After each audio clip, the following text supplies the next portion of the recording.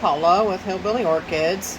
I want to let y'all know that my channel is sponsored by the Orchid Supply Store.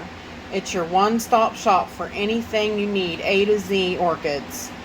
Use the code Hillbilly for a 12% discount. Thanks for dropping by, y'all. Hey y'all, it's Paula with Hillbilly Orchids. Welcome back to my channel. Today we are going to do a spotlight on Laelia aurea. Yes. Very, very nice. Now, Laelia aurea is a rarely found in cultivation kind of Laelia that is it's pretty desirable. It was hard for me to find it, I'm here to tell you. And I know Michael had been looking for it for a while too, and me and him together had been on the hunt for it, and Palmer Orchids actually wound up getting them in, and me and him both jumped on that, snatched one up. And yes, I was aggravated a little bit with the price of shipping that they charged me to ship it to me. It was, the shipping was more than the plant cost. But as you can see, mine bloomed, and Michael said, he's like, I'm mad mine didn't bloom first. I was like, yeah, no doubt. We like I said, we both got them from the same place, basically same time. So yeah, I don't know, but I am definitely 200% glad that I did get this plant. Now, she is generally from in the Mexico region, and I've really found it weird. The internet said that she's, warm to cool growing. I kind of thought that was kind of odd, because I'm thinking Mexico cool. No way. I don't think there's any places cool in Mexico, but anyways, here in my grow space, it stays pretty warm.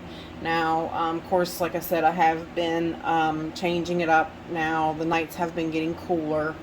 I do not allow my temperatures to drop below 65 though, so pretty much so that's the cutoff, and I'll warm them back up if they go down to 65.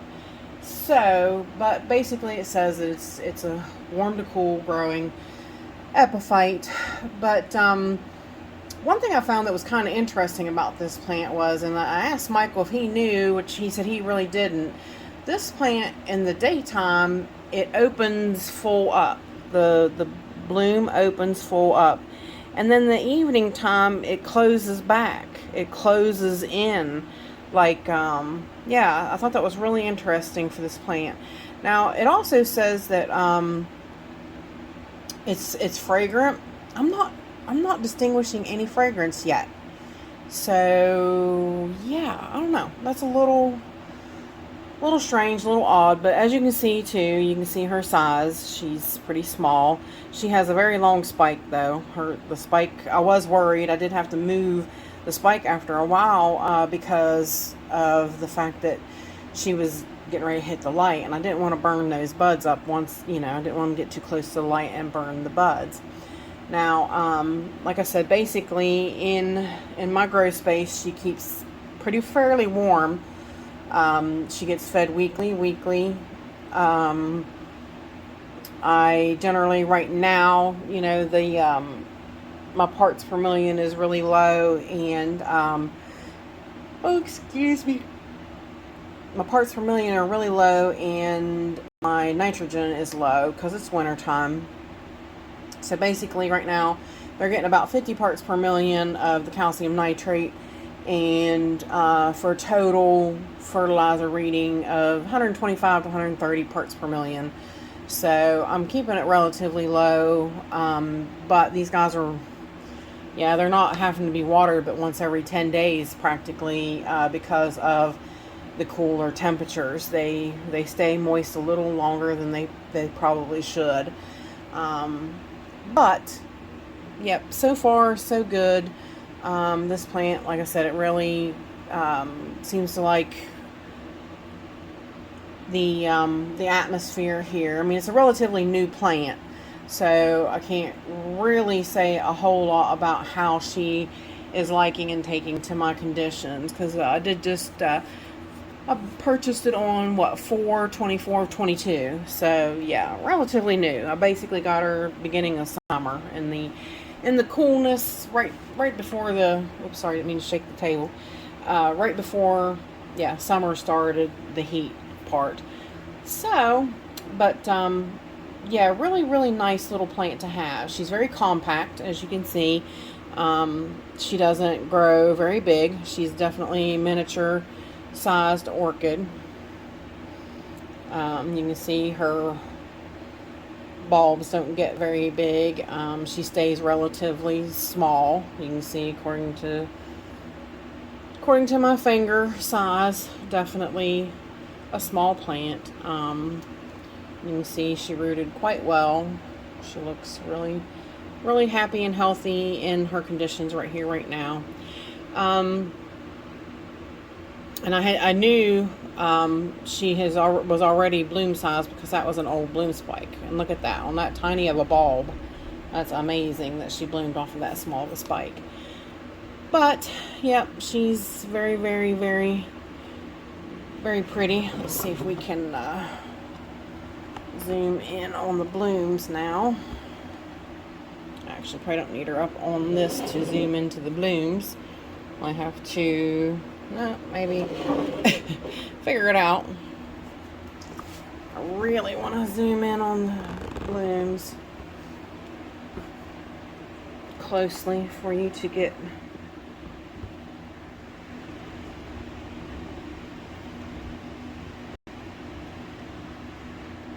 back out just a touch. The air's kind of, fans are kind of blowing her around a little bit. Yep, there we go. Not too shabby. But like I said, you know, see my hand comparison to her size. So she's not too bad. This one only gave me 2 blooms this time. So I'm not sure. It doesn't say that they're real. They don't give that many blooms on a fluorescence like that. And it says there's a couple other names. Rubescens was a name that it was called. I'll put up the recognized names and the recent awarded cultivars that has been, because there's a lot of names on it, and it's just, you know, I'll just butcher them, so I'll just put them up there for you to read and see what the accepted names were and the accepted recent awarded cultivars. So there's no sense in me butchering them up. But yeah, basically I think she would be she would take genuinely, you know, Laelia type care. She's on actually this shelf here, the main shelf she sits on, with really high light. So, you know, just Laelia conditions. I would almost, you know, like I said, that's what I've been giving her all summer long, and she seems to thrive and really enjoy it. So, but I really wanted to do a spotlight on this pretty girl. She's very pretty. Just wish that, yeah, I could test her scent. She's been open for a few days, but I still haven't recognized anything yet. But the internet says she is fragrant, so we shall see.